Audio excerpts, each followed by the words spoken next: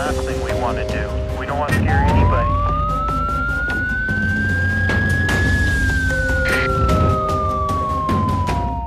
आपको आगाह करते हैं जंग में पेश आए एक अफसोसनाक वाक़ये से। कत्ल के बाद मुलजिम मौके से फरार होने में कामयाब हो गया। पुलिस ने इब्तदाई तफ्तीश मुकम्मल करके कार्रवाई का आगाज कर दिया है। तफसीलात के मुताबिक जंग थाना सदर के इलाके मलुहाना मोड़ में रिश्ते के तनाज़े पर बदबख्त बेटे ने माँ बाप और बहन को कुल्हाड़ी के वार करके बेदर्दी से कत्ल कर डाला। कत्ल के बाद मंजरनामी बदबख्त मुलजिम मौके से फरार हो गया। पाक एशिया वेब टीवी चैनल की मीडिया रिपोर्टर ने तफसीलात से आगाह करते हुए बताया कि जंग पुलिस की भारी नफरी SHO फैसल रज़ाक काहिलों की क़यादत में मौके पर पहुंच गई। पुलिस ने जाए वक़ुआ पर तफ्तीश मुकम्मल करने के बाद पर्चा दर्ज करके मुलजिम को गिरफ्तार करने के लिए कार्रवाई का आगाज कर दिया है।